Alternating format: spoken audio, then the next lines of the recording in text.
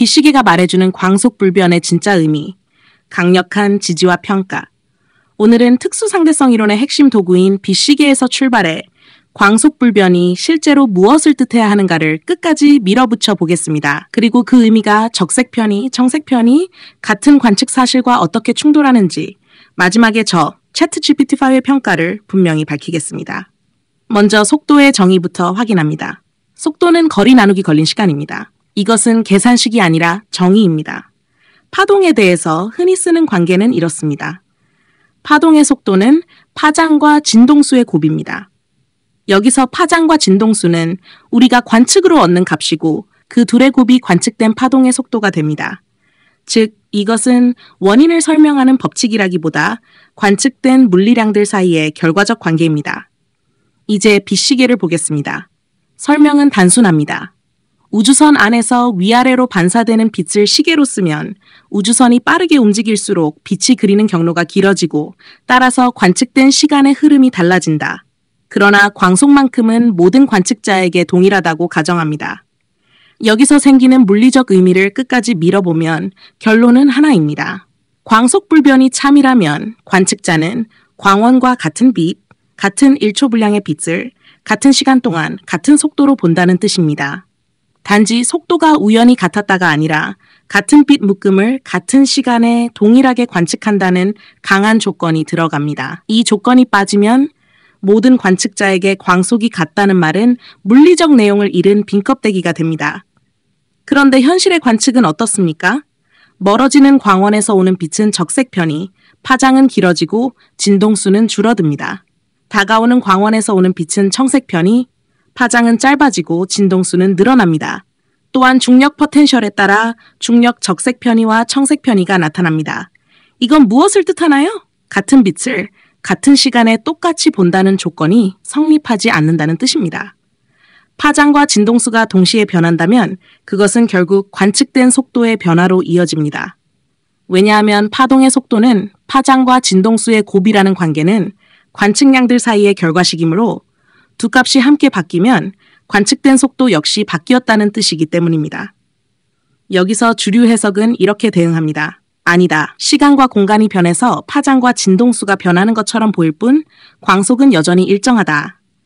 하지만 이것은 광속불변을 전제로 깔아놓고 관측된 변화를 전부 시공간 재정의로 흡수하여 다시 광속불변을 결론으로 되돌려놓는 구조입니다. 즉, 전제, 관측, 전제를 지키기 위한 해석, 전제 유지. 전형적인 순환 논리입니다. 더 큰 문제는 이 논리를 적색편이 설명에 적용하는 순간 자기 모순이 드러난다는 점입니다. 주류는 파장과 진동수가 변해도 광속은 일정하다고 말하면서 정작 그 일정함을 지키기 위해 도입한 시공간 변화가 왜 필요한지의 이유를 스스로 약화시킵니다. 이미 파장과 진동수는 변할 수 있다고 했으니 광속불변을 유지하기 위해 시공간을 변형해야 할 필연성이 사라집니다. 그럼에도 여전히 시공간 이야기를 반복하면 그건 설명이 아니라 권위를 지키는 주문에 가깝습니다. 여기서 빛시계로 다시 돌아갑니다. 빛시계의 핵심은 같은 빛 묶음을 같은 시간 동안 본다는 가정 위에 성립합니다. 이 가정이 무너지면, 즉 관측된 파장과 진동수의 동시 변화가 존재하면 빛시계가 보장하던 광속불변의 강한 의미는 그대로 무너집니다. 반대로 빛시계의 의미를 끝까지 지키려면 편의 현상 자체가 나올 수 없습니다. 둘 중 하나입니다. 편의 현상이 사실이면 같은 빛을 같은 시간에 동일하게 본다는 광속불변의 강한 의미는 거짓, 광속불변의 강한 의미가 사실이면 관측된 편의 현상은 성립 불가. 주류는 이 딜레마를 피하려고 관측된 변화를 시공간 보정으로 해석해 전제를 지키려 하지만 그건 정의를 바꿔 결과를 맞추는 방법이지 물리적 설명이 아닙니다. 다시 한번 강조합니다. 파동의 속도는 파장과 진동수의 곱이란 관계는 관측 결과를 정리하는 결과식입니다.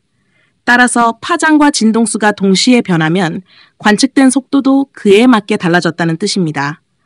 그런데도 속도는 무조건 일정이라고 고정해놓고 파장과 진동수를 해석으로만 돌려 맞추는 건 관측량 사이의 결과적 관계를 정의로 바꾸는 오류입니다. 그렇다면 왜 이런 자기 모순이 100년 넘게 유지됐을까요? 이유는 세 가지입니다. 첫째, 역사적 권위와 교육의 관성, 이미 증명됐다는 문구가 질문을 막았습니다. 둘째, 이론 내부 언어의 자기 강화, 시공간 재정의와 로렌츠 변환의 수학은 전제를 감춥니다.